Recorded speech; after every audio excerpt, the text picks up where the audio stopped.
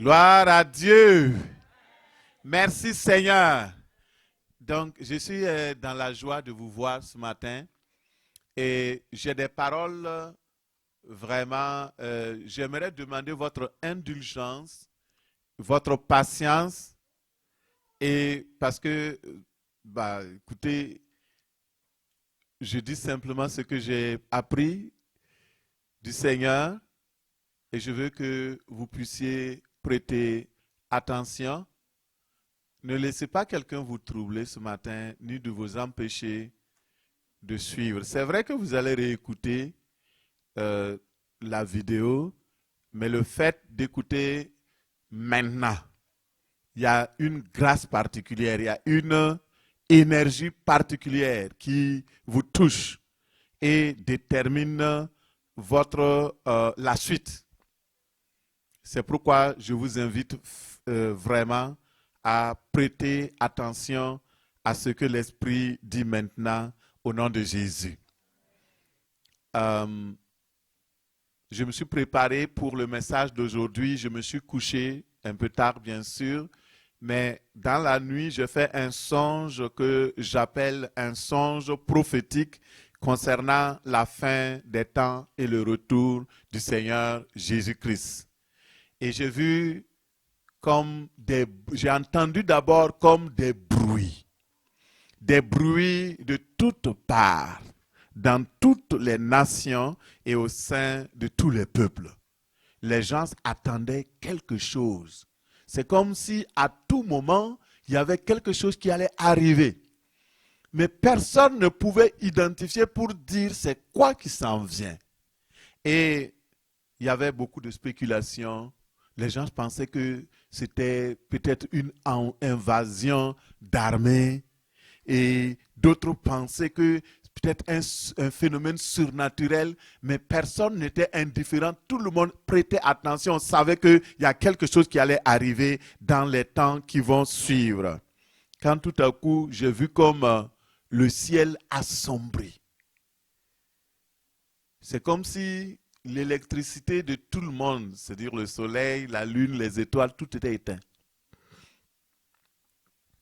Il n'y avait pas d'électricité de toute façon et tout est assombri. C'est comme une panne géante, ce que j'ai écrit, de courant à l'envergure mondiale, créant la panique, l'incompréhension et la peur. Et partout, les gens couraient pour se sauver. Au départ, les gens couraient par famille, par groupe, et ils s'en allaient. Mais personne ne savait, personnellement, je ne savais pas où je m'en allais. Tout le monde courait. On sait qu'il faut courir, mais où, quoi, pourquoi, comment, on ne sait pas. Et les gens couraient par famille. Mais après, toutes ces familles-là se sont disloquées. Toutes ces familles-là se sont suicidées. Les gens sont partis, chacun sauvait sa vie, chacun cherchait quelque chose où aller se cacher à cause de l'attente terrible de ce qui était en train d'être annoncé. Et subitement, contre toute attente, on a vu que la pluie avait commencé à tomber, des flots de pluie terribles, et on sentait l'eau qui montait donc du sol, de l'eau qui coulait vraiment comme... et les gens ont commencé à courir pour se sauver de ce grand déluge-là. Je me suis souvenu ce matin, je dis comme il en était au temps de Noé. Parce que la Bible dit que la fin aujourd'hui ne sera pas comme au temps de Noé, la terre ne sera plus détruite par le déluge. Mais c'était comme inattendu ce qui était arrivé et les gens couraient. Je dis ce que j'ai vu, je n'interprète rien, c'est les faits. Et au départ, les gens se regroupaient pour se défendre. Mais soudain, le ciel a ouvert les vannes d'eau et s'est mis à pleuvoir des déluges d'eau. Et les gens couraient. Et la réflexion, en tant qu'être humain, j'étais dans l'histoire, j'étais dans la situation. Et la réflexion que j'ai eue, oups, on va courir pour monter sur les arbres. Peut-être que c'est temporaire. Mais quand on allait vers les arbres refusaient de nous accueillir. Les arbres refusaient, pourquoi? Il n'y avait pas de branches. C'était comme des cocotiers. Les arbres étaient devenus tout lisses comme ça et ça pointait jusqu'en haut. On ne peut pas monter comme ça. Donc les gens s'étaient découragés. Comme ils ne pouvaient plus monter sur les arbres, qu'est-ce qu'il faut faire? Ils allaient vers les hauteurs, pensant pouvoir échapper. Et c'est ce que nous tous nous faisions. Et dans une des étapes justement où j'ai vu Patrick et le frère Franck, c'était là. Et on était trois que j'ai reconnus et nous étions en train de chercher des solutions. Mon frère, ma soeur, il n'y avait pas de voiture. D'abord, les routes ne m'envoyaient même pas. L'eau avait tout couvert. Aucun avion ne pouvait voler. Rien. Tout ce qu'on pouvait faire, c'était de fuir à pied. Et les gens couraient, mais à un moment donné, avec des chaussures. À un moment donné, les chaussures même étaient devenues lourdes. Et les gens s'arrêtaient, enlevaient les chaussures pour courir simplement sans chaussures. Pour vous dire la détresse terrible, tout ce qui était dans ce rêve-là, c'est horrible. Quand je me suis réveillé, et c'est rare que vous me voyez tranquille comme ça, je viens m'asseoir. Peut-être il y a des gens qui se sont demandé est-ce qu'il est malade. J'étais encore dans le rêve. Frères et sœurs, les gens couraient dans tous les sens pour chercher des solutions. Ceux du nord couraient vers le sud. Ceux du sud couraient vers le nord parce que chacun croyait que c'est de l'autre côté qu'il y avait la solution. Ceux de l'est couraient vers l'ouest, ceux de l'ouest couraient vers l'est. Et quand vous rencontrez, nous avons rencontré un groupe, on dit, mais pourquoi vous venez là-bas? Nous croyons que c'est là-bas qui est ça. Il dit, ah, c'est là-bas même, c'est pire. Et tout le monde cherchait une issue. Mais il n'y avait pas d'issue. Chacun pensait que l'autre côté était mieux. C'était le sauve qui peut, un chaos généralisé. Et je me suis retrouvé donc avec Patrick et Franck, je les ai vus. Et on a commencé à se trouver, à chercher des solutions, à courir, à se trouver des solutions. Entre-temps, j'ai vu qu'ils ont pris la main dans la main pour continuer. Et je cherchais aussi donc un autre issue. Ils sont partis d'un côté, moi je suis parti d'un autre côté. Et là-bas, j'ai trouvé que s'il y avait donc comme une montée, et je montais, mais l'eau commençait à monter, même sur les montagnes, dans les collines. Et voilà, je lis ce que j'ai retenu. J'ai vu que Franck et Patrick étaient unis dans la recherche de la solution, ils étaient inséparables. Il n'y avait plus d'église, plus de leaders religieux, plus de gouvernement, plus de soldats. Chacun courait pour sa vie. Et ce qui m'a touché, deux choses qui m'ont touché. Le rêve est long. Je ne pourrais pas, peut-être dans un autre truc, je pourrais revenir sur certains aspects. Mais ce qui m'a touché et que j'aimerais attirer l'attention du peuple de Dieu ce matin, même dans le chaos, même dans cette... je trouvais des laps de secondes pour encourager quelqu'un. Pour tenir la main de quelqu'un pour l'encourager. Dans ce temps d'épreuve, dans ce temps très difficile, je trouvais le temps de chanter. Et je me suis réveillé en chantant. Je vais demander au groupe musical de revenir. Nous allons prendre ce chant avec lequel je me suis réveillé contre les bienfaits de Dieu. Quand le vol de la tempête, la technique peut nous aider rapidement. Et nous allons le chanter. Je ne sais pas pourquoi c'est ce chant que je chantais, mais on avait tout perdu. Au départ, les gens apportaient des bagages. Ils apportaient quelque chose pour courir, pour se échapper. Mais à la fin, tout cela a été abandonné. Même les chaussures étaient abandonnées. Chacun cherchait sa vie. Et je crois que c'est un temps où le peuple de Dieu doit se réveiller. Le frère Christophe m'a partagé un autre songe que sa fille a eu, Marie. Et c'était aussi un temps où ça parle de la fin des temps. Elle a vu la venue du Seigneur, quelque chose qui va se passer. Et je crois que nous sommes la génération qui va vraiment expérimenter ces choses. Je ne sais pas pourquoi c'est toi, pourquoi c'est moi, pourquoi c'est notre génération. Mais il faut qu'on se prépare. Peuple de Dieu, préparez-vous. Nous allons simplement nous lever. Nous allons chanter.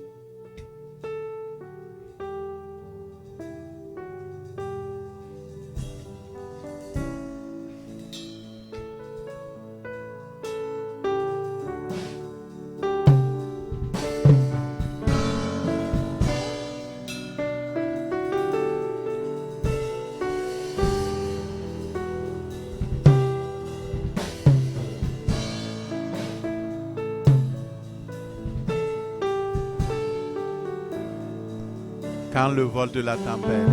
Quand le vol de la tempête vient assombrer ton ciel bleu, au lieu de baisser la tête, compte les bienfaits de Dieu. Compte les bienfaits de Dieu. Mets-les tous devant tes yeux. Mets-les tous devant tes yeux. Tu verras, en adorant combien le nombre en est grand. Comme la voûte glissante,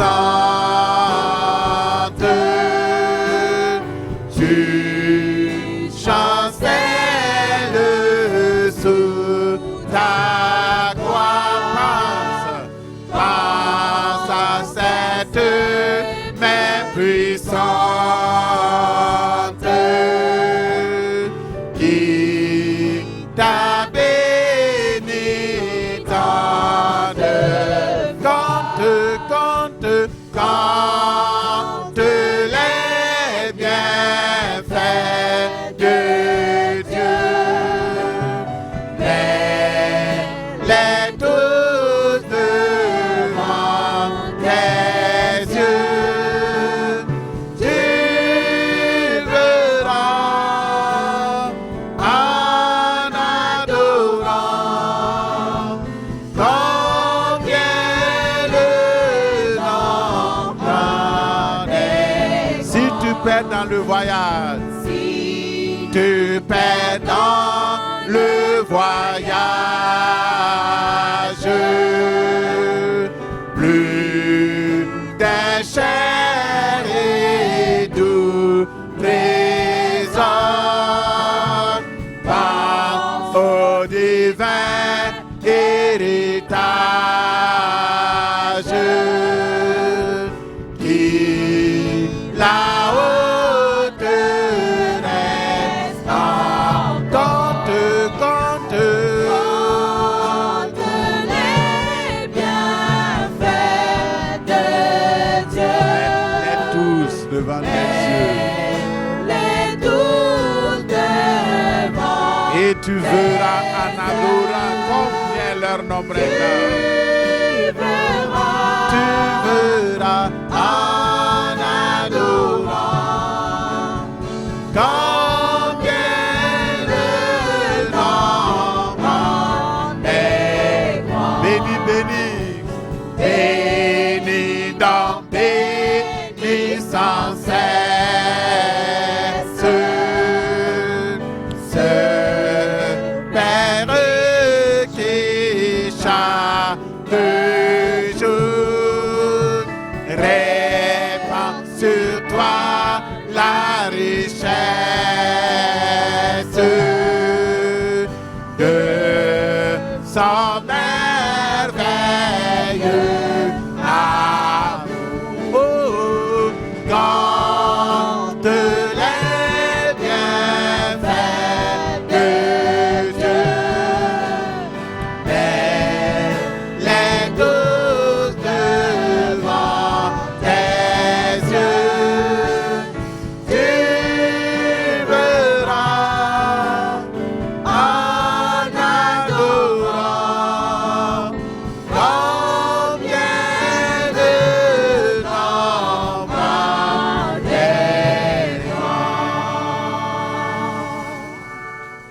Acclame le Seigneur. Merci Seigneur. Alléluia. Je reçois à l'instant ce que le Seigneur voulait en me donnant ce chant-là. Vous voyez, lorsque nous sommes sur la terre, tu es venu ce matin, tu n'as pas peut-être marché. Même si tu as marché, c'est parce que tu ne voulais pas prendre le bus, tu ne voulais pas prendre le car, ou bien, mais tu as une voiture, tu as une maison, tu as un logement, tu as où te coucher, tu as où dormir, et nous nous plaignons. On dit, pourquoi je n'ai pas ça? Que lorsque nous avons la voiture, on veut la maison. Lorsqu'on a la maison, on veut la deuxième. Lorsqu'on a la deuxième maison, on veut la troisième. Lorsqu'on veut accumuler, c'est bien. Mais est-ce que nous pensons à l'éternité?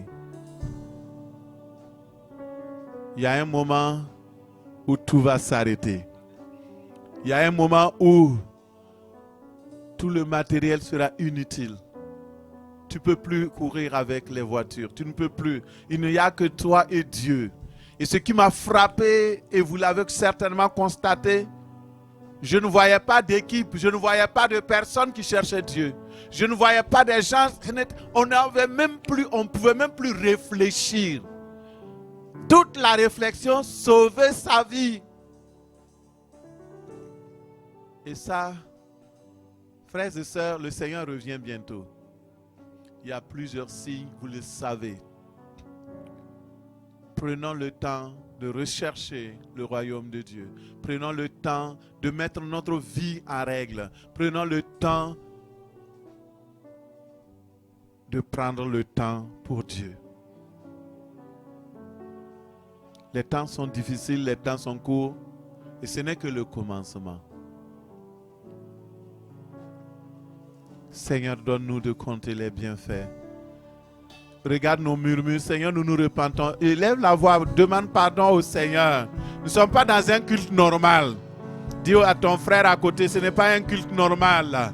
Alors prie au nom de Jésus. Seigneur, je me repens. Regarde les choses que tu m'as données, les enfants que tu m'as donnés, mon épouse. Tu vois, Seigneur, le ministère, tout cela, papa. Et avec tout cela, on se plaint, on murmure. Seigneur, je demande pardon.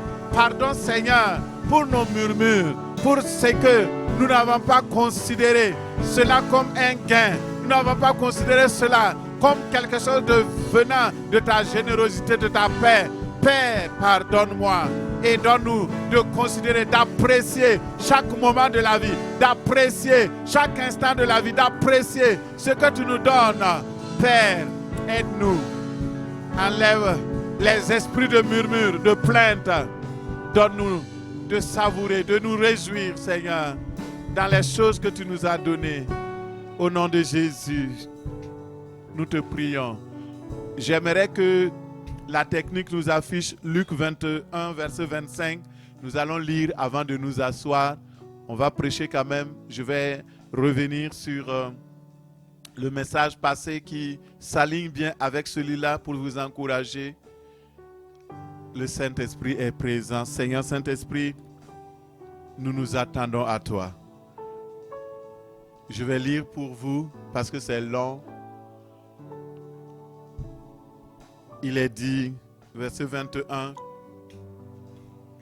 c'est le Seigneur Jésus-Christ qui parle. Il y aura des signes dans le soleil, dans la lune, dans les étoiles. Et sur la terre, il y aura de l'angoisse. Sur les nations qui ne sauront que faire, au bruit de la mer et des flots. Les hommes rendant l'âme de terreur dans l'attente de ce qui surviendra sur la terre. Car les puissances des cieux seront ébranlées. Alors on verra le Fils de l'homme venant sur une nuée avec puissance et une grande gloire. Quand ces choses commenceront à arriver, redressez-vous, levez vos têtes, parce que votre délivrance approche. Verset 34. Prenez garde à vous-même, de crainte que vos cœurs ne s'apesantissent par les excès du manger et du boire, par les soucis de la vie, et que ce jour ne vienne sur vous à l'improviste. Car Il viendra comme un filet sur tous ceux qui habitent la face de la terre. Veillez donc et priez en tout temps afin que vous ayez la force d'échapper à toutes ces choses qui arriveront et paraître debout devant le Fils de l'homme. Parole du Seigneur. Projeté Apocalypse 6, 15. Après cette lecture, nous allons simplement nous asseoir. Apocalypse 6, 15 à 17. Les rois de la terre, les grands, les chefs militaires, les riches, les puissants, tous les esclaves, les hommes libres, se cachèrent dans les cavernes et dans les rochers des montagnes. Et ils disaient aux montagnes et aux rochers, tombez sur nous et cachez-nous devant la face de celui qui est assis sur le trône et devant la colère de l'agneau.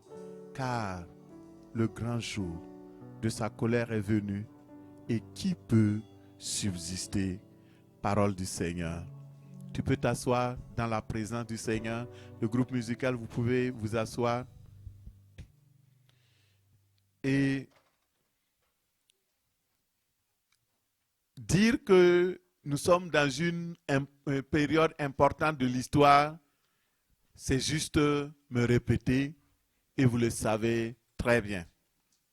La fin de toute chose est proche. Le chrono de Dieu, l'horloge divine, le chrono de Dieu s'accélère rapidement. Bientôt dans le ciel, nous allons entendre ce cri-là, c'en est fait. Que celui qui est saint continue de se sanctifier. Que celui qui est souillé continue de se souiller. Apocalypse 21, 6. Apocalypse 22, 11. En tant que peuple de Dieu, nous sommes invités à considérer la parole. Lorsque la parole de Dieu nous parle, nous enseigne, nous devons prêter attention et progresser avec cette parole. Parce que c'est cette parole qui va nous juger le dernier jour. Et nous avons vu dimanche passé 5 points qui nous permettent justement de régner dans la vie, de nous préparer en tant que roi à régner dans le futur règne de Dieu. Et nous allons considérer cela aujourd'hui en regardant attentivement ce que l'Esprit veut parler, veut dire à l'Église. Frères et sœurs, les 5 points, vous l'avez certainement retenu. Premièrement, préserver sa langue de tout mal, ses lèvres des paroles trompeuses. Et nous avons vu un bon résumé qui nous a été fait ce matin, gloire à Dieu. Deuxième chose, c'est de fuir le mal. C'est important, et faire le bien. Tu ne fuis pas le mal pour rester neutre, tu fuis le mal pour faire le bien.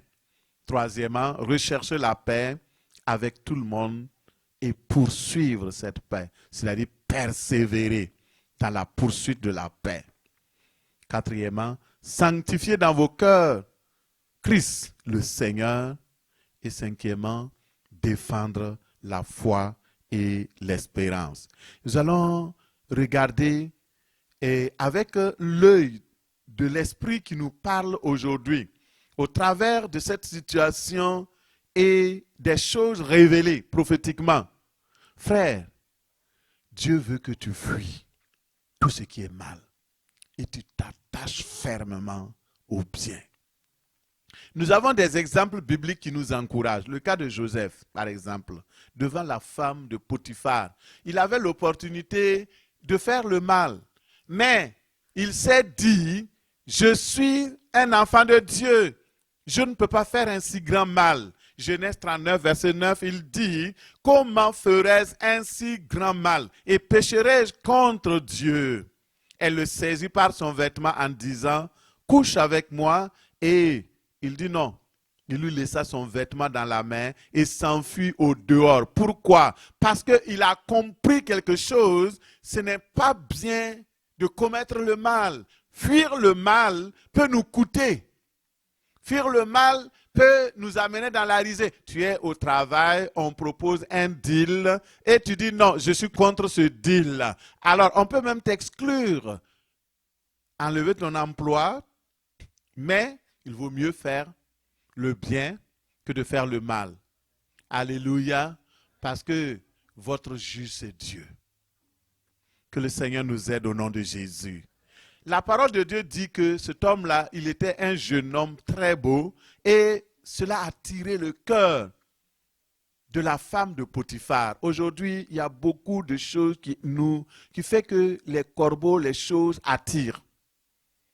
Si vous demeurez fidèle dans la parole, si vous demeurez fidèle dans la justice de Dieu, sans faire le mal, en faisant le bien, qu'est-ce qui arrive? Vous serez approuvé. Même si pendant un moment donné, vous pouvez être détesté, calomnié et faire tout, finalement, la vérité triomphera toujours au nom de Jésus. Dieu est de votre côté quand vous faites le bien. Et fuir le mal, c'est avoir la crainte de Dieu. Proverbe 8, 13 nous dit, la crainte de l'Éternel, c'est la haine du mal. La crainte de Dieu doit guider chaque être humain. Fuir le mal, c'est une responsabilité personnelle. Personne ne te voit dans la nuit où tu es, dans ta chambre où tu es, partout où tu es. Tu peux faire tout ce que tu veux. Nous avons entendu le témoignage de Robert dimanche passé. Et tu peux. Quand vous voyez le frère, vous dites, ah, waouh, quel frère, vraiment, oh, il prie bien, il fait choses, mais la nuit, il va. Tu peux tout faire. Mais l'œil de Dieu te voit. Il y a un œil que toi tu ne vois pas, mais lui, il voit tout, partout, il voit. Et c'est pourquoi nous devons faire attention à notre vie, surtout dans ces temps-là, parce que le Seigneur est proche. Il est proche. Ce n'est pas pour moi. C'est pas, si tu te sanctifies, est-ce que c'est pour le pasteur? Ah, le pasteur, il prêche toujours. Il faut se sanctifier. Les gens croient que, non, on veut tirer quelque chose de ça. Non! Aujourd'hui, les gens cherchent des églises où on les caresse dans le sens du poil. Oh, mais il n'y a pas de problème. Tu peux pécher. Tu sais, Dieu est miséricordieux. Il est compatissant. Il ne mettra personne en enfer. Vous voyez, c'est des prédications qui amènent les gens directement dans un enfer glacé et ils se réveillent un jour. Vous savez, regardez très bien. Quand le Seigneur m'a montré le songe que je vous ai dit, c'est un songe prophétique. Ça veut dire quoi? Il m'a permis de voir ça pour avertir le peuple. Non, ce n'est pas pour moi. Moi, je ne passerai pas par ça, je suis sûr. Je suis déjà averti. Tu ne passeras pas par ça, c'est sûr. Mais tu dois prendre ça pour avertir le peuple. Nous devons être courageux, comme Robert. Parler ouvertement et enseigner aux autres. Et ouvrir, dire non, voici ma vie. Mais Dieu m'a changé. Je sais qu'il est là, il est présent. Vous savez, il y a quelque chose que les gens ont oublié depuis. Fuir le mal, c'est tellement important. On peut, aujourd'hui là, il y a plein d'occasions. Quand je suis arrivé au Canada, je crois dans les premières semaines, un mois par là, j'ai rencontré une personne et on voulait nous entraîner dans des associations, dans des choses. On m'a dit non, tu peux faire un 200 000 en un mois. Il y a des deals et il y a des choses. Par la suite, j'ai essayé de creuser. C'est des réseaux de drogue, des choses, d'affaires. Mon frère, il y a tout à une fin. Nous devons toujours considérer la fin. Quelle est la finalité de ton action? Qu'est-ce que tu fais? 2 Timothée 2, 22 parle aux jeunes. Fuis Les passions de la jeunesse. Recherche la paix, la foi, l'amour, la paix avec tous ceux qui invoquent le Seigneur d'un cœur pur. Il y a des gens, nous les avons avertis. On a déjà dit, arrête de pécher. Ah non, personne ne m'aime pas. Personne ne m'aime pas. Mon frère, il y a une seule personne qui peut se plaindre sur cette terre-là que je ne l'aime pas, c'est mon épouse. Si elle se plaint que je ne l'aime pas, elle a raison. Parce que la Bible dit, Marie, aimez vos femmes. Alléluia. Mais toi, ne te plains pas. Je ne t'aime pas, je t'aime. Alléluia. Fuyez. Jeunes, fuis les passions de la jeunesse. Même si tu es un jeune au Québec, le Seigneur, la Bible n'est pas écrite pour un pays et exclut un autre pays. C'est la même parole pour toutes les générations, pour tous les pays, toutes les nations. C'est pourquoi fuis les passions de la jeunesse et recherche la paix, recherche la foi, recherche la paix, la charité, avec ceux qui invoquent le Seigneur d'un cœur pur. Ça veut dire quoi? Il ne faut pas te mettre mélange. Il y a des gens qui sont mélangés. Leur cœur, moitié pur, moitié impur. Toi, tu te mélanges à eux. Le Seigneur dit non. Mélange-toi. Réunis-toi. Adore ton Dieu. Fais ton culte avec des gens qui sont prêts pour aller au ciel et qui adorent Dieu avec un cœur sincère, un cœur pur. La pureté du cœur. Ils disent heureux ceux qui ont le cœur pur parce qu'ils verront quoi? Ils verront Dieu. Tu veux voir Dieu? Réunis-toi avec ceux qui veulent voir Dieu. C'est important. C'est très important. Ce matin, Saint-Esprit, parle-nous. Michée 6, 8. On t'a fait connaître aux dieux et aux hommes, plutôt, je reprends. Michée, vous pouvez l'afficher. Michée 6, 8. On t'a fait connaître aux hommes. On t'a fait connaître aux femmes ce qui est bien. Et ce que l'Éternel demande de toi, c'est que tu pratiques la justice, que tu aimes la miséricorde. Voyez, la miséricorde, que tu marches humblement avec ton Dieu. Le Seigneur veut que tu pratiques la justice, aider les nécessités, agir avec probité. Fuir le mal, c'est fuir le péché. On t'a fait connaître ce qui est bien. Souvent, vous voyez, les leaders religieux, beaucoup de personnes ont du mal à prêcher sur ces choses. On dit si on prêche sur le péché, les gens vont fuir l'église. Bah oui, parce que ce n'est pas une église.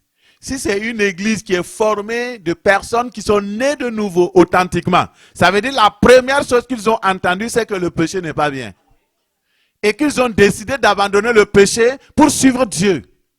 Et si ce sont ces personnes-là qui sont là, pourquoi ne veulent plus entendre qu'on parle du péché? Pourtant, le péché est clairement identifié dans la Bible. Ah, les gens disent, oh, c'est malaisant, oh non. Je suis parti, j'ai écouté un message dans une église, ici à Sherbrooke. Et la personne disait, ah, les gens qui sont... Et c'est pour la première fois, pendant 6 mois que j'allais dans cette église, d'entendre le mot péché. Et vous savez dans quel contexte ça a été dit? Voilà, écoutez, ceux qui passent le temps à prêcher la sanctification, à prêcher sur le péché, vous savez, ce sont des personnes qui vivent eux-mêmes dans le péché et comme leur conscience les gronde, ils viennent à l'église pour parler de ça. Écoutez, imaginez comment même le diable peut toucher le cœur de quelqu'un pour imaginer des choses comme ça. Lui-même, il est en train de prêcher, il pêche.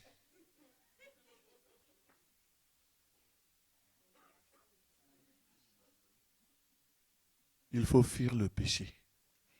Ça là, le fait même de prêcher sur le péché, c'est une garantie pour la personne qui prêche.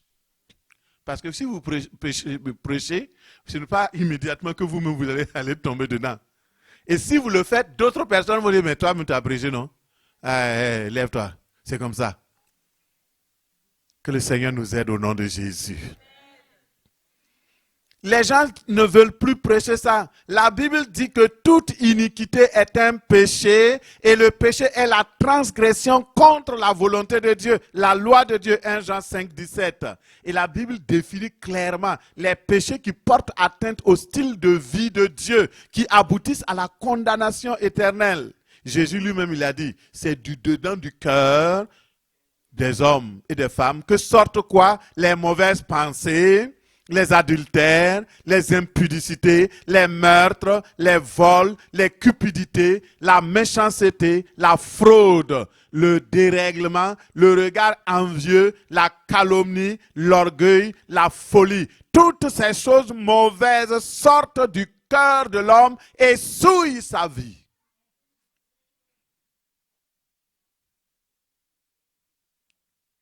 Ça sort. Je ne suis pas là pour vous condamner parce que de toute façon, celui qui fait ces choses, il a encore le temps d'abandonner. Dieu avertit pour notre bien. Il veut que ta vie change. Dans le livre de Romains, il montre encore une autre liste de péchés que les hommes commettent. Il dit que les hommes, les femmes, remplis de toute espèce d'injustice, de méchanceté. Vous voyez des gens, quand tu les regardes, ils sont tellement méchants. Cupidité, méchanceté, malice, plein d'envie, de meurtre. Quand vous suivez certains jugements de certaines personnes, ils disent que non, je n'ai rien à me reprocher. Aucune remontrance. Tu tues quelqu'un et puis ça ne te dit rien. Des querelles, la ruse, la malignité, rapporteur, médisant, impie, arrogant, hautain, fanfaron, ingénieux au mal, rebelles à leurs parents, dépourvus d'intelligence, de loyauté, d'affection naturelle, de miséricorde, et bien qu'ils connaissent le jugement de Dieu, déclarant digne de mort. Ceux qui commettent de telles choses, non seulement ils les font, mais ils approuvent ceux qui les font. Nous devons sortir de ce lot. Si tu es encore dans ce lot, si toi-même tu pratiques ces choses et tu encourages d'autres personnes à faire ces choses, il faut cesser. Parce qu'il y a un jugement de Dieu qui déclare digne de mort éternelle, séparation éternelle d'avec Dieu et l'enfer par la suite pour ces personnes-là qui commettent de telles choses. Paul ajoute une autre liste. Il dit, ne savez-vous pas que les injustes n'hériteront pas le royaume de Dieu? Ah, il y a de bons interprètes, vous voyez sur les réseaux sociaux, il y a plein de prédicateurs maintenant. Et ça nous montre que nous-mêmes, nous devons resserrer. Parce que le chemin est serré et resserré. On dit non, quand on dit que les justes, les gens n'hériteront pas le royaume de Dieu, c'est juste ici-bas sur la terre, mais même si tu fais ça, de toute façon, ton ciel est garanti parce que tu as accepté Jésus. Un jour, tu as fait la prière du pécheur. La prière du pécheur ne sauve personne. C'est ton changement de vie, ton caractère, ta vie de sanctification, sans laquelle personne ne verra le Seigneur.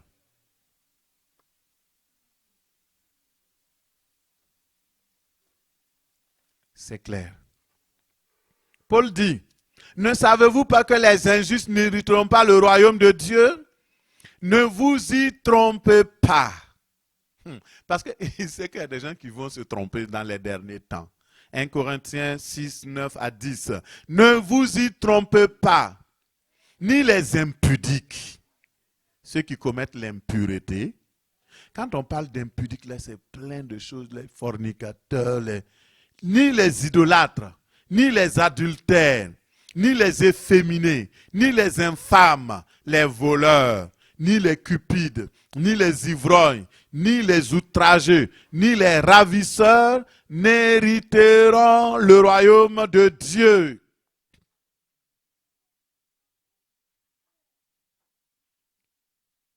Frères et sœurs, ça là, ce n'est pas écrit pour les païens. La Bible, d'abord, ce n'est pas écrit pour les païens, c'est pour les croyants.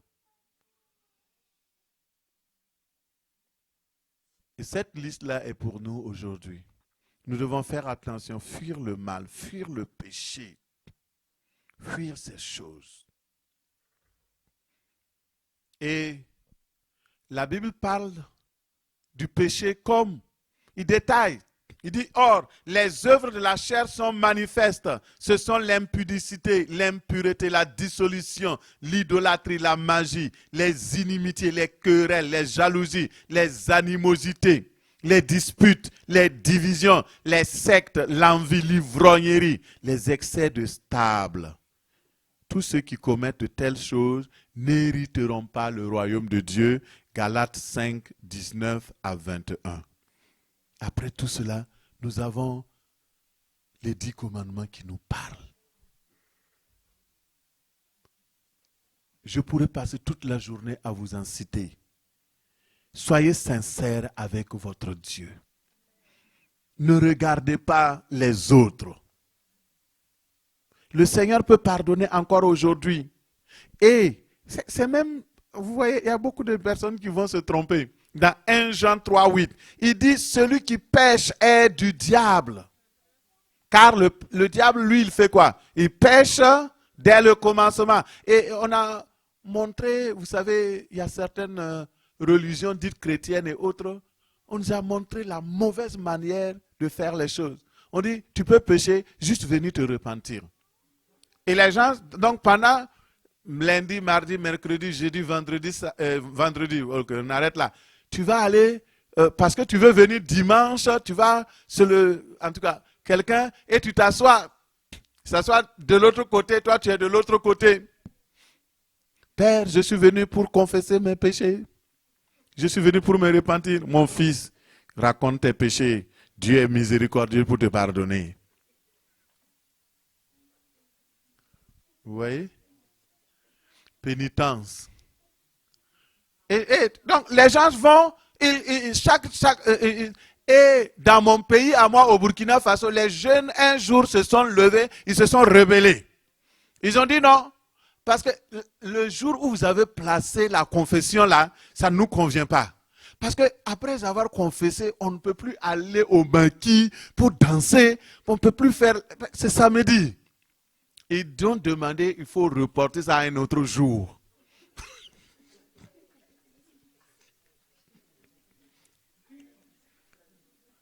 Vous voyez comment les gens s'amusent avec Dieu? C'est comme un jeu. Que le Seigneur nous aide au nom de Jésus. Et aujourd'hui, nous sommes dans les temps où les choses se répètent comme Genèse 6, 12. L'Éternel vit que la méchanceté des hommes était grande sur la terre et que toutes leurs pensées, les pensées de leur cœur se portaient chaque jour uniquement vers le mal, car toute chair avait corrompu sa voie sur la terre. Dieu voit que les pensées des hommes sont vaines, des pensées toujours tournées vers le mal. Vous savez, il y a un cancer spirituel qui s'appelle le péché. De la même façon que le cancer physique détruit les corps par des métastases, le péché est un cancer. Lorsqu'il vient dans la vie d'une femme, lorsque le péché vient dans la vie d'un homme, lorsque le péché t'attrape, tu es dans un cycle infernal. Phase 1, c'est petit. Phase 2 et phase 4, ça devient métastase. Il n'y a plus de solution. Toutes les cures que l'on va apporter, ça n'a aucun sens. Parce que le cœur devient de plus en plus dur quand tu pêches. Se repentir, ça veut dire que tu confesses le péché et tu arrêtes de faire. Mais toi, tu confesses, mais tu continues de faire. À un moment donné, le cœur est devenu dur comme un roc et il n'est plus sensible au péché. À un moment donné, c'est pourquoi la Bible dit, à un moment donné, ceux qui sont justes vont demeurer justes, qu'ils demeurent dans la justice. Ceux qui sont saints restent saints. Ceux qui sont souillés continuent de se souiller. Il y a un moment de non-retour. Et c'est pourquoi je veux attirer votre attention par rapport à ce cancer-là. Tout le monde a peur du cancer naturel. Quand on dit que quelqu'un a été diagnostiqué cancer, toute sa vie est bouleversée. Comment on fait? Pasteur, je suis au stade 3. Et mon ami, ça ce n'est rien. Le corps meurt là, tu vas aller au ciel. C'est bien. Mais le cancer le plus sévère, c'est le péché. Lui, quand il t'attrape, et si tu ne fais pas attention, de revenir très tôt à Dieu, tu mourras non seulement physiquement, mais tu iras en enfer. Que Dieu nous aide. Laisse pas le cancer dans ta vie.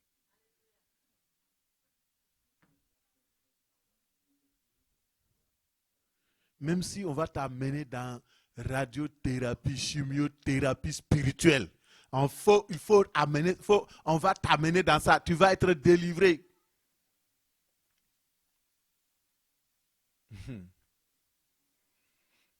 Que Dieu nous aide.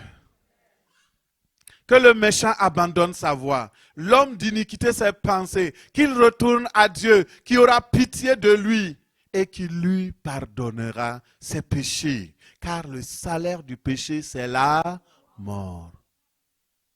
Le salaire du péché. Il y a un salaire. Tu travailles au gouvernement, à la fin du mois, tu es payé. Tu travailles dans l'entreprise, à la fin du mois, tu es payé.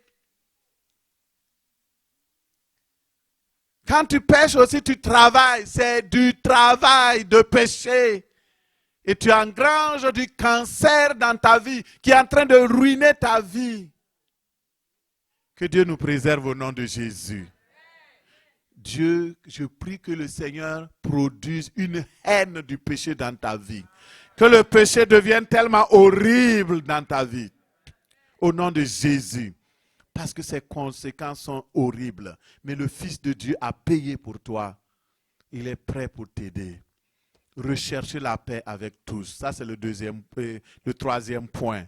J'en ai déjà prêché, je ne vais pas revenir là-dessus. Vous savez, la paix, c'est quelque chose. La paix dans le cœur. La paix avec le monde. Si vous êtes une femme paisible, votre vie sera affectée. Si vous êtes un homme paisible, votre vie sera affectée.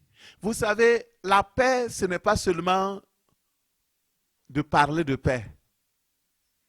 C'est nos attitudes, c'est nos pensées, c'est nos émotions, c'est tout ce qui va avec. Beaucoup parlent de paix, mais leur action montre une agression. Beaucoup parlent de paix, mais leur cœur n'est pas en paix. Recherchez la paix. Sois paisible. Cela implique de faire tous vos efforts pour être en paix avec tout le monde, de mener une vie qui plaît à Dieu et de persévérer en cela. Recherchez la paix. Et quatrième point très important ce matin, sanctifiez dans vos cœurs Christ le Seigneur. Il y aura tout un mois qui va concerner la sanctification. On va revenir là-dessus. Et dans Apocalypse 22, verset 10, je vais juste lire ce passage-là. On l'a déjà cité, mais nous allons le lire correctement. Je veux que tout le monde le lise. On va mettre le verset 10 à 12 ensemble et nous allons le lire. Si c'est possible, 10 à 12. Nous lisons le verset 10 déjà qui est affiché. Et il me dit, ne scelle point les paroles de la prophétie de ce livre, car le temps est proche. Que celui qui est injuste soit encore injuste. Que celui qui est souillé se souille encore. Et que le juste pratique encore la justice. Et que celui qui est saint se sanctifie encore. Amen.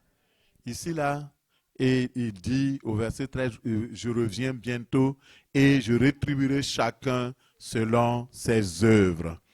Et le songe prophétique que j'ai reçu, le Seigneur ne m'a pas dit de le sceller. Il m'a dit de le partager. Sceller la prophétie, ça veut dire ne pas l'annoncer, ne pas le dire. Et si j'ai pris le temps de parler ce matin, c'est que le Seigneur veut nous avertir. Il dit, il y a un moment donné où il n'y a pas de retour en arrière. C'est pourquoi il dit que celui qui est juste continue d'être juste. Ce matin, si nous sommes là, c'est vrai, on cherche des églises pleines de beaucoup de monde, mais si votre église est remplie, mettons vous avez 1000 personnes et puis il y a 2 personnes qui sont sauvées, à quoi ça sert? Il faut prêcher la vérité.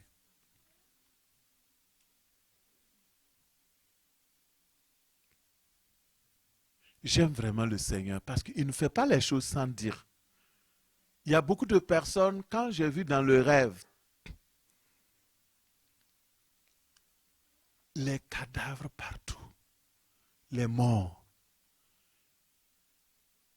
Et la plupart des personnes qui étaient les plus touchées, c'était les femmes et les enfants. Je ne comprenais pas.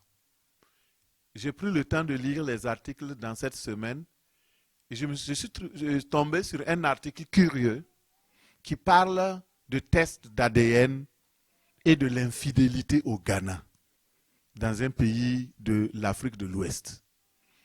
Et dans cette étude, on démontre que 4 enfants, ils ont pris des familles où la femme est mariée à un homme et ils ont des enfants. On fait des tests d'ADN pour voir si les enfants appartiennent vraiment aux parents. On voit que 4 sur 10 des enfants qui ont été testés à l'ADN ne sont pas les fils biologiques du papa. Ça fait combien de pourcents? 48%. 40%. Imaginez. Ça veut dire que notre monde est difficile. Tom, tu as tes enfants, tu dis, ce sont mes enfants, tu es vraiment content, mais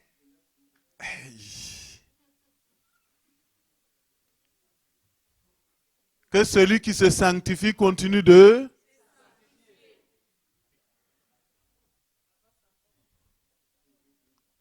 Le Seigneur revient bientôt. Se sanctifier, c'est placer Christ au centre de ta vie en le reconnaissant comme saint. Le Seigneur, le roi de ta vie.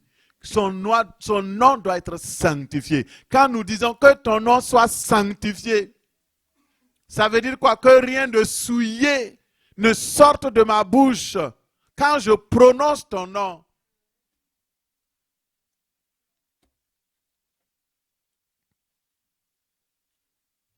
Servir Dieu, c'est important. Mais être connecté à Dieu, c'est encore plus. Parce que finalement, ce qui sera déterminant, c'est la manière dont nous sommes connectés intimement au Seigneur. Sanctifie Dieu dans ton cœur. Que le Seigneur nous aide. Ce matin, que le Seigneur t'aide à sanctifier dans ton cœur le Seigneur.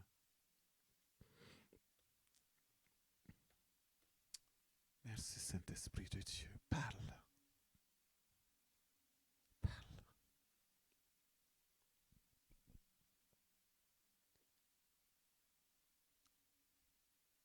Merci Saint-Esprit de Dieu. Et le dernier point que nous allons prendre pour terminer ce matin, nous devons être prêts parce que dans les derniers temps, nous devons défendre la foi et l'espérance que nous professons.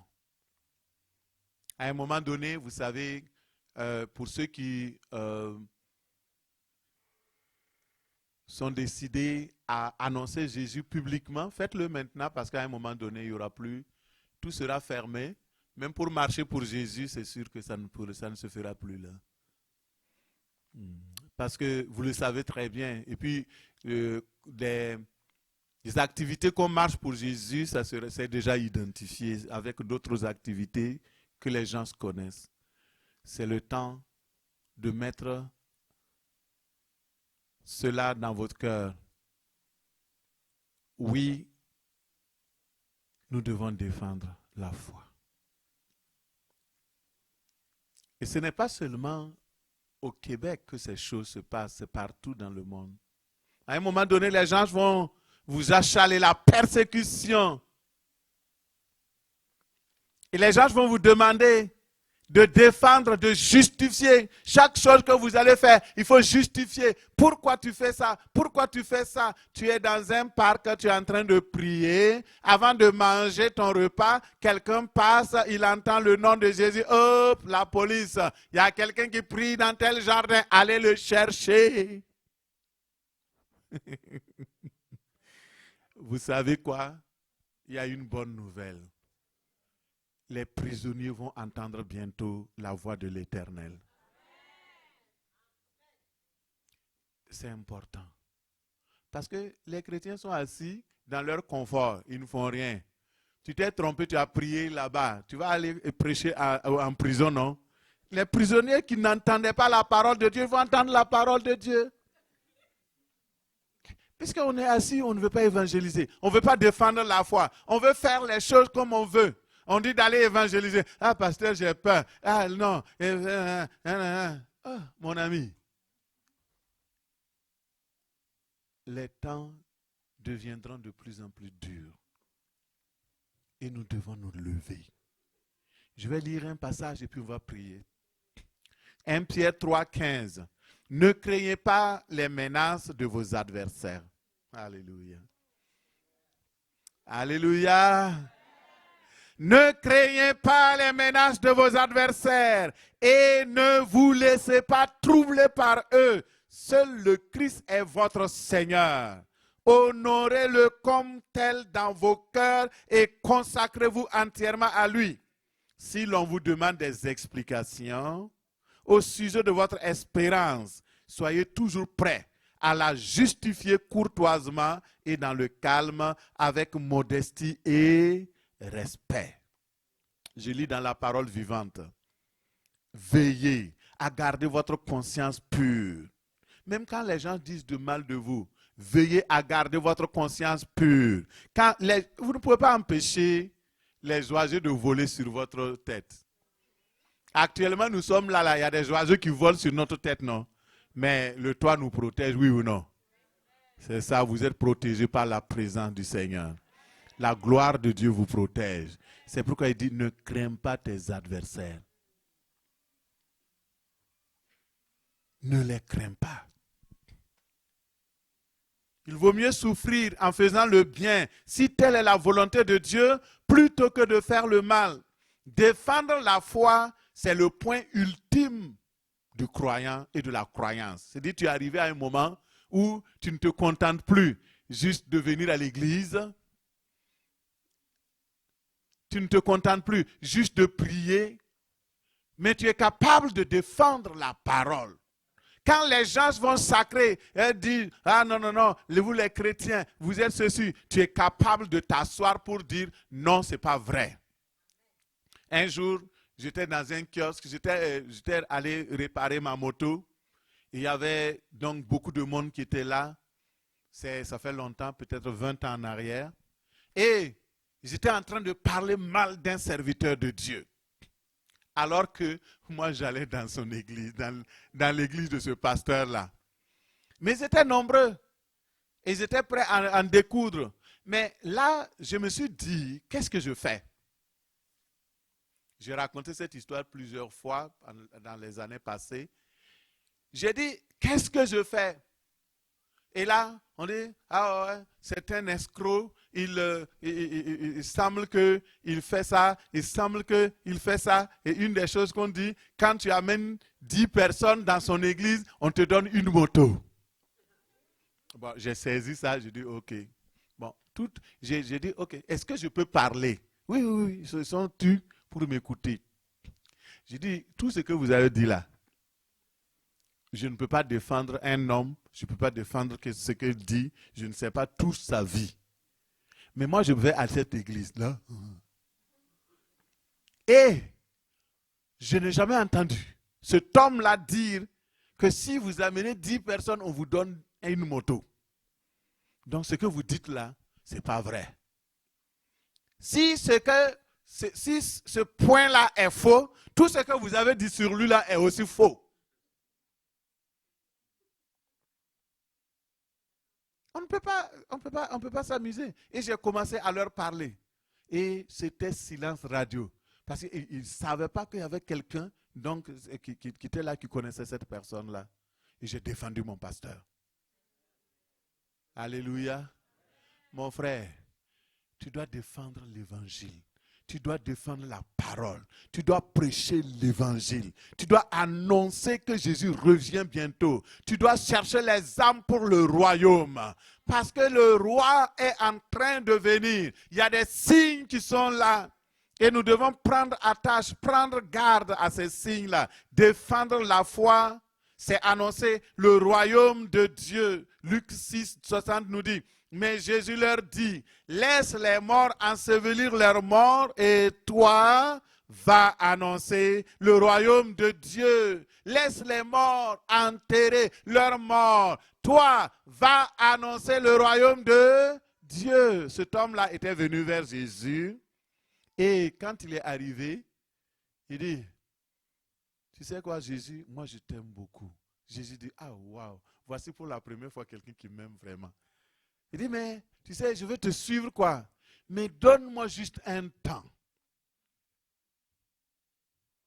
J'ai besoin d'aller enterrer mes parents. Tu sais, chez nous, les traditions, c'est très important. Tant que tu n'as pas fini d'enterrer ton père, tu ne peux pas faire tout ce que tu veux. Jésus dit, oh, ah oui. Il dit, laisse les morts naturels, physiques, enterrer leurs morts, les morts spirituels. Laisse-les enterrer leurs morts.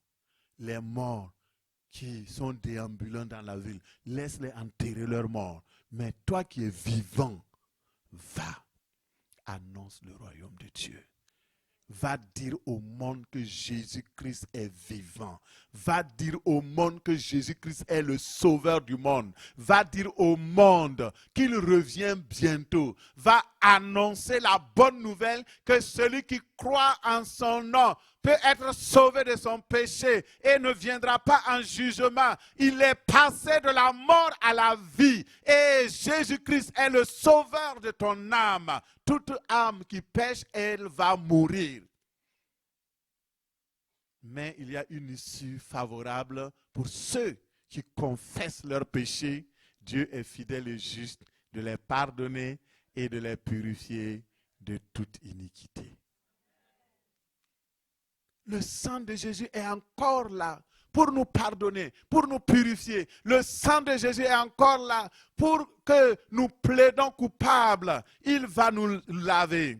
Annoncer le royaume de Dieu, c'est un devoir citoyen. Dis à la personne à côté de toi, annoncer le royaume de Dieu est un devoir citoyen. Alléluia. Si tu es citoyen du royaume de Dieu, tu dois annoncer ton royaume. Pourquoi tu vas laisser la promotion de ton royaume pour faire la promotion d'un autre royaume? Fais la promotion du royaume de Dieu. Fais la promotion du roi. Parle du roi. Défends le roi. Annonce la parole. Laisse les morts Elle dit, ah, mais moi je voulais faire l'évangélisation, mais quand je regarde, les autres aussi n'évangélisent pas. Donc je suis découragé, je suis seul à évangéliser. Laisse les morts et va annoncer le royaume. Va. Dieu n'a pas dit allez. Il a dit va. C'est individuel, c'est personnel. Va. La priorité absolue au royaume. Avant que Jésus-Christ ne revienne pour installer définitivement son royaume dans la forme finale, il veut que l'évangile soit prêché partout. Il dit, celui qui persévérera jusqu'à la fin sera sauvé. Et cette bonne nouvelle du royaume sera prêchée dans le monde entier pour servir de témoignage à toutes les nations. Alors viendra la fin.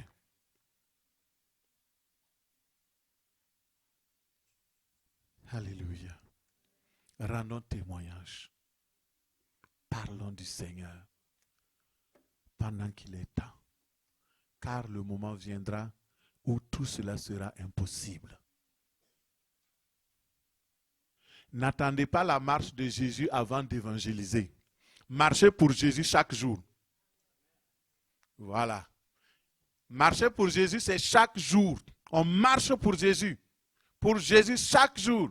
Et on choisit un jour où tout le monde se rassemble pour marcher pour lui. Ça, c'est bien. Mais marcher pour Jésus une seule fois par année, ça, c'est mauvais. Marcher pour Jésus, c'est chaque jour. Ta vie doit même montrer que tu marches pour Jésus. Quand on regarde, il dit qu'il est beau, les souliers de personnes qui viennent sur la montagne, qui annoncent de bonnes nouvelles, qui annoncent l'évangile, qui annoncent le salut. Annonce le salut. Quand tu sors pour annoncer le salut dans les rues de Sherbrooke, tu marches pour Jésus. La vérité vous sauvera. Et mon frère, je le dis clairement. Tu veux pas, tu marches chaque jour pour Jésus, c'est bon comme ça. Si tu ne veux pas marcher, alléluia, je marche avec Jésus chaque jour, je marche avec Jésus. Et le diable est contre moi parce que je marche avec Jésus. Je marche, et le monde est contre moi parce que je marche avec Jésus. Chaque jour, je marche avec Jésus. Voilà. Dites-le partout. Mettez ça dans les réseaux sociaux. Parlez. Priez. Il dit priez pour que vous puissiez échapper à ces choses qui viendront subitement sur la terre. Il y a des grands événements qui s'en viennent, mon frère. Il y a beaucoup de choses que j'ai scellées. Il y a d'autres choses qu'on va révéler plus tard. Mais mon frère, déjà, tu peux te lever. Commence à rendre grâce à Dieu pour ce qui nous a révélé cela. Ce n'est pas pour rien. Tu n'es pas venu à ce culte pour rien. Et toi qui m'écoutes sur les réseaux sociaux, toi qui m'écoutes maintenant, sache que le Seigneur est proche à la porte. Et il frappe à ton cœur. Laisse ton cœur être sensible à sa voix. Parce que le Seigneur revient bientôt. Il revient bientôt. Alléluia. Alléluia. Et je vais prier juste avec toi, mon frère, ma soeur. Le Seigneur dit que celui qui se sanctifie continue de se sanctifier. Quelle est ta décision? C'est ça. Qu'est-ce que tu en fais ce matin? Qu'est-ce que tu dis de ça? Tu es juste, continue de vivre dans la justice. Car le Seigneur est à la porte. Il jugera le monde selon la justice.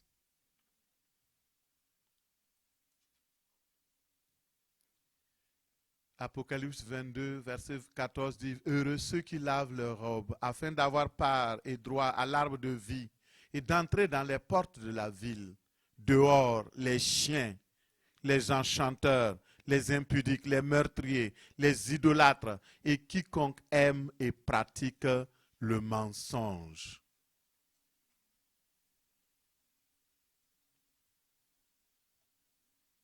Seigneur notre Dieu, ce matin, nous avons entendu ton avertissement. Nous avons entendu ta parole. Tu nous as laissé la liberté de décider. Tu nous as dit choisis la vie. S'il te plaît, viens à notre secours. Élève ta voix, bénis le Seigneur. Demande son secours. Demande qu'il te donne la grâce de ne pas rater ce moment crucial de l'enlèvement, de ne pas rater ce moment qui va déterminer l'éternité avec Dieu ou sans Dieu. Seigneur, nous sommes là ce matin. Seigneur, viens à notre secours. Viens à notre secours. Seigneur, nos yeux sont sur toi. Oh, Papa, pardonne. Pardonne nos mensonges. Pardonne les impuretés. Pardonne l'idolâtrie. Pardonne, Seigneur, les vols. Pardonne, Seigneur, les paroles impures. Pardonne, Seigneur, les cœurs durs. Pardonne, Seigneur, ton peuple ce matin. Nous voulons te demander, Seigneur, tu as dit il y a un moment de non-retour. Et ce cancer, le péché qui nous enveloppe si facilement, nous voulons nous en débarrasser. Seigneur, viens à notre secours ce matin. Nos yeux sont sur toi. Viens, Seigneur. Viens, Seigneur. Parle. Viens. Viens, Seigneur. Je laisse un moment, nous allons prier. Nous restons dans la repentance. Tu as entendu le message comme moi. Alors, prends acte. Prie au nom de Jésus. Alléluia.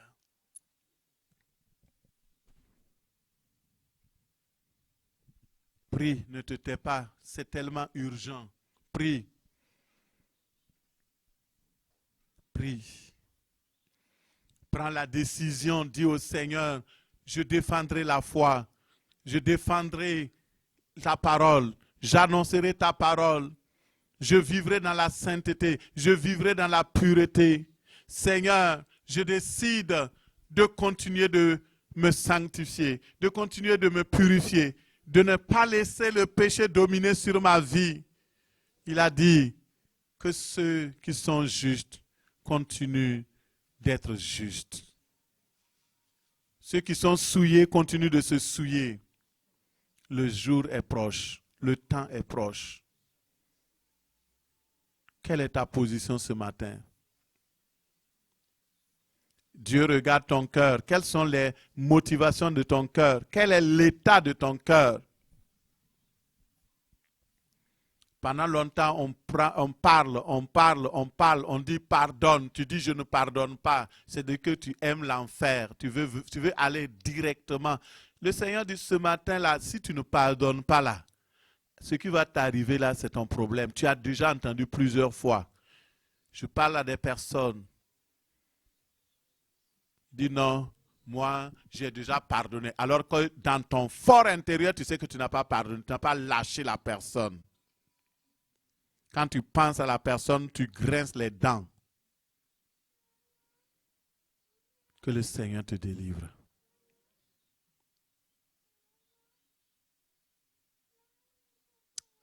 Seigneur, nos yeux sont sur toi.